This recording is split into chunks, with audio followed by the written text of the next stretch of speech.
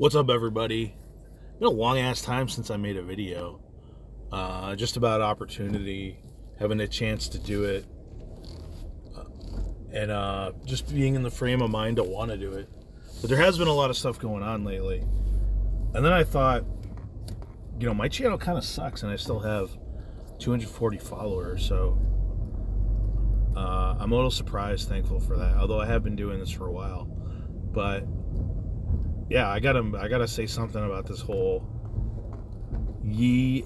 I like this tag, Ye and Kyrie. I've been saying Ye and Kanye, but it's actually Ye and Kyrie. Two big guys in the news. So it was a Twitter takeover, and then Ye started running his mouth, and then Kyrie. Pretty entertaining series of events. But I guess the way I would summarize it is a battle between people who think that the way to salvation is just for the internet to be basically like a free-for-all, or freedom of speech, right? The First Amendment. They interpret this as being, we have the right to say whatever the fuck we want. Even though a lot of these people are hypocritical because they also want certain things banned. It seems like the JQers and the racialists, they want to have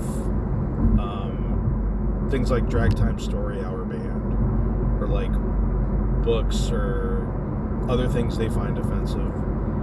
And then the people that accept that, well, they want to have, the N-word banned and anything to do with National Socialism banned or whatever. So, I really used to be firmly in the camp of let everyone say whatever they want, and that's the best way to sort things out, is to just hash it out, argue it out, etc., etc. But as the years have gone by, I've come to see that this approach just wouldn't work, right?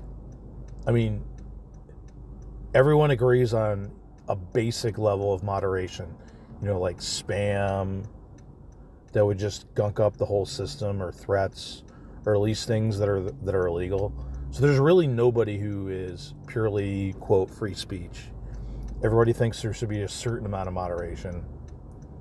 And even the people that say they're free speech, you can always get them to acknowledge an exception to their free speech absolutism. Right? Like, oh, I'm 100% free speech. No moderation. Well, what about spam? Somebody just posting the same shit 100 times. Oh, well, you definitely need that. Okay, well then you're for censorship in a form, right? Like, that's basically everybody. So I think something like Twitter would go to complete shit without moderation. It would just become a complete shit show. Because you got people on one side that would be,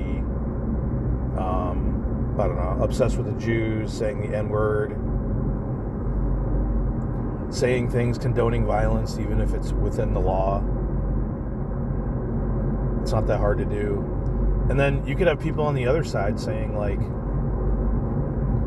promoting relationships with children in a way that's legal, that's possible to do, and all kinds of fucked up shit.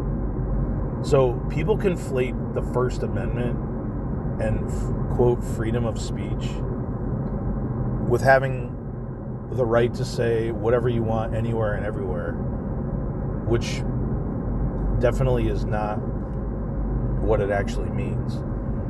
All it means is the government can't punish you for saying something. It's a pretty limited instance in which it applies. And I think Twitter is naturally going to evolve. It already has, but any service like this that wants to be a mainstream, quote, public square, is going to evolve moderation, because it's just absolutely necessary to appeal to a mass audience and for it to be functional. So that's what's going to happen with Twitter. It already has, but I think it's going to expand in that direction. They're going to get rid of like NJP Jew namers, people that are trying to be, people that are, purposely trying to offend people, saying the N-word, whatever. And even if they tried not to go that route and not have moderation, I think market forces and the customer forces and the advertising forces would influence the platform in that direction. And if that didn't happen, I think Twitter would just go to complete shit. There'd be an exodus of both customers and advertisers, and it would become like a Gab or something like this, like a secondary shit platform that never has a hope of being mainstream. Because when you're in these social networks, once you're surpassed and you're not the main network, like, you're never going to get that back. MySpace never got that back. No one fucking uses MySpace. Or other examples, you have to be number one or maybe number two in your category. I know they have different types of social networking. Like, LinkedIn is for business, Facebook is for more casual social networking. But once you're not the preferred name, you're not going to be the preferred social network of choice. And maybe he won't be able to pay back his debts, and it'll ruin him as a businessman. He won't be able to get loans in the future. People are going to abandon him in a myriad of ways. And I'm just talking about if Twitter fails as a business. I'm not talking about his name being muddied because he's promoting conspiracy theories or with Ye, or being buddies with Ye or something like this. That would make it even worse. So I think it's the most likely scenario. Or Twitter will become kind of like a backwater.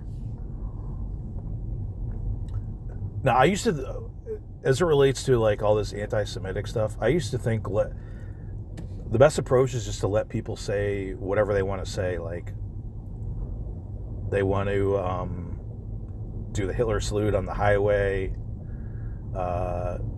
Just let them do it. They're going to face opposition from it.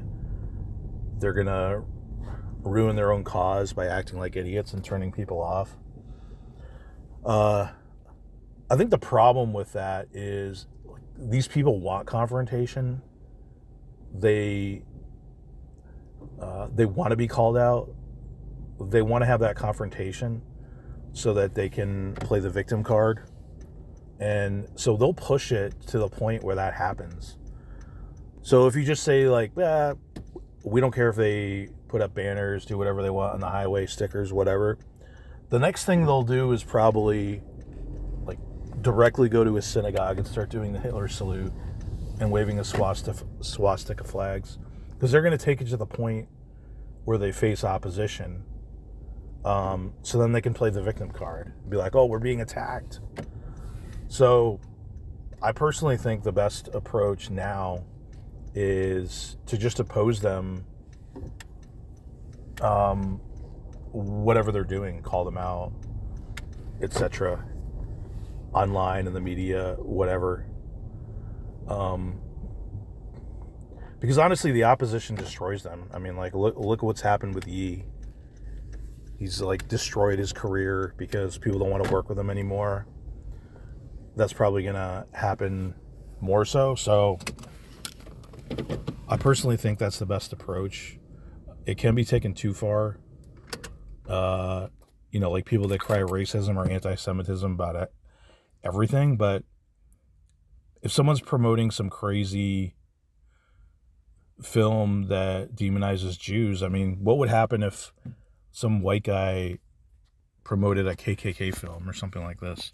Like, surely he would be suspended. He would face a lot of opposition, as he should. So why shouldn't someone who is promoting crazy, like the same thing against Jews, why shouldn't they also face that? Especially in Brooklyn, which is like the most Jewish place on earth outside of Tel Aviv. I mean, that's just common sense. So there's a lot of excitement, like, oh yeah, we're gonna spread the JQ, and it's gotten out of the bag, and it's gonna spread everywhere, and our views are gonna take over society. Um, it doesn't work that way, you know. It it also develops more opposition, and then they'll be kicked off social networks. It won't go anywhere, and then that'll just be their next victimhood story that they like to use to further that narrative of theirs. Anyway, I'm trying to think if there's anything else I should comment on.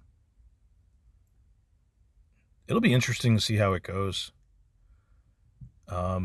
It's basically vile trolls versus people that want to actually maintain some sense of civility, civilization, and order in our society. And who's going to win out? The latter. They have to, otherwise we'll devolve into Nazi Germany or some society like that. So people present those types of people are toxic. They do present a type of a threat to civilized society, but they pretty much always end up losing because they have to. Otherwise, we would be doomed as a society. Anyway, that's all I got to say. Oh yeah, here's a post, right? When 6 people own 96% of the media, facts optional in this post. It makes more sense why they're on Elon's ass to dominate the mass media with negative coverage of Ye and Kyrie. Yeah, that's the narrative, right? Like, you got these incredible, powerful people that are being called out for things they've said, done, whatever. And they develop a victimhood narrative out of it, right? Like, they're slaves. They're being punished for being bad slaves. I mean, could you think of a more ridiculous comparison than that?